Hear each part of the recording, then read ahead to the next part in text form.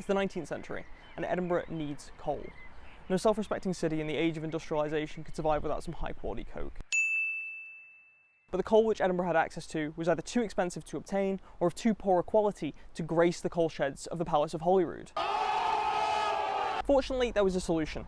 The only issue was it was around 13 kilometres away, in and around Dalkeith, and only accessible by road, which, if you've ever driven in Edinburgh, you'll know, made it a nearly impossible and costly task to obtain. Enter the pit owners, led by the Duke of Buccleuch. They really liked money and banded together to build the Edinburgh and Dalkeith Railway from Craighall to Edinburgh. To do it on the cheap and to speed up the construction and land acquisition process, they picked St Leonard's by Holyrood as the terminus for the city. There was one small issue, however. Sure, getting the land had been a relatively simple process, but building a railway to St Leonard's was no easy feat, mainly because the route that they had picked happened to intersect with the lower slopes of Arthur's Seat, a huge volcanic plug which towers over the city and didn't lend itself particularly well to the construction of a railway. Scottish engineer and geologist James Jardine was hired to oversee construction of the route. He had previously found fame in 1813 by draining the Nore Loch, which led to the development of Princes Street Gardens, and he had also spent time building tunnels to provide fresh water to the city of Edinburgh.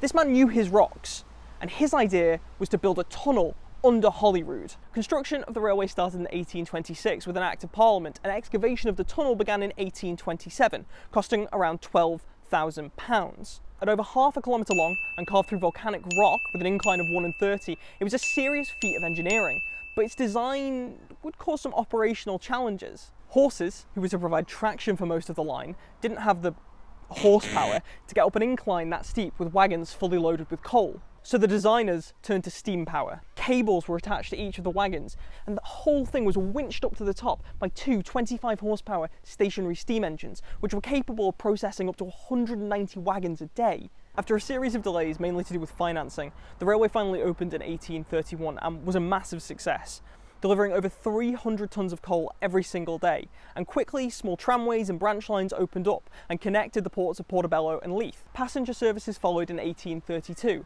originally operated by an Edinburgh businessman, Mr. Fox, but before long the owners of the line saw how profitable the venture had become and decided they should get into it themselves, starting up in 1834 and taking over control of all the passenger services in 1836. At its peak, the line carried over 300,000 people annually.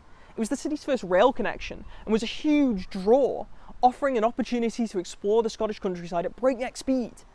But not all good things last. By the 1840s, the line was in serious need of modernisation and faced increasing competition from other rail companies trying to muscle in on their turf. In 1844, the newly formed North British Railway was given permission to build a line from Edinburgh to Berwick, and after much debate in Parliament, they made the Edinburgh and Dalkeith Railways Board an offer they couldn't refuse, buying the entire railway, everything, for £113,000. The sale didn't spell the immediate end for the Edinburgh and Dalkeith Railway, but it did accelerate its decline. By 1847, passenger numbers had fallen to an all-time low, and a decision was made to close St Leonard's terminus to passenger traffic in November of that year. This wasn't entirely unexpected though. The North British Railway didn't pay over the odds for an ageing 12 kilometres of railway for its day trip potential.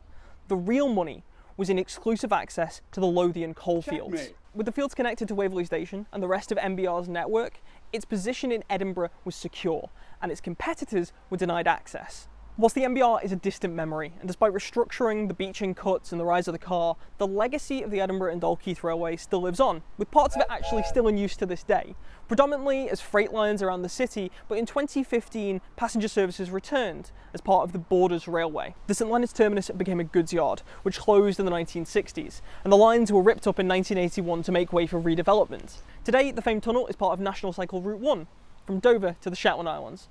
Don't know how you get over the North Sea, but now you're probably thinking, that's super cool. But why is it called the Innocent Railway? The most sensationalist but easily debunked theory is that the name came from the fact that there were no injuries or deaths during the line's operational construction. Although, that's probably not true. According to one author, injuries on the line were commonplace. Passengers would alight from moving trains, and workers had a relatively lax attitude to safety. In fact, the manager is said to have sustained a leg injury which left him with a limp for life. According to the same author, in 1840 a driver was killed, and according to parliamentary reports in 1843 and 1844, 2 children were killed on the line as well. Okay, so if the line wasn't incredibly safe, why else would it be called the Innocent Railway? In his self-published book, Lost Railways of Midlothian, Munro states that the name came from the line's beginnings as a freight railway, when passengers were scarce and train travel was a novelty. With no fixed stopping places or stations along the line, passengers weren't issued tickets when they joined the train. Although, important to note, they were still charged. Anyone wanting to join the train would simply flag down a passing carriage, and this lack of formal ticketing structure or timetable somehow tangentially led to the adoption of the innocent name. The official explanation, however, the one which adorns the information plaque on the entrance to the path, instead states that the line gained its nickname because it was horse-drawn in a time when steam engines were considered dangerous. While steam engines were not new, they were still somewhat of a rarity outside of the world of industry, and the thought of strapping yourself to a flaming boiler and hurtling through the countryside at unreasonable speed probably wasn't the most appealing idea to prospective passengers. It's not unreasonable to think, then, that a horse-drawn tramway trundling through the countryside might have harkened back to a sense of innocence and provided an escape to the residents of Edinburgh from the smog and the smoke of a rapidly industrialising Britain. Or it could have just been a really good marketing ploy to get people to ride the railway. Hey, let's get real for a second. If you're a scientist, you're probably pretty busy. I wouldn't know. I'm only a social scientist, but the team at Goodwright assure me that in the world of science, time isn't just a concept, it's a precious commodity. That's why they're committed to making it easy for labs to get set up with a fully customizable website designed for science. They build, deploy, host, and maintain your site, meaning that you can focus on what's important. Find out what they can do for you at goodwright.org.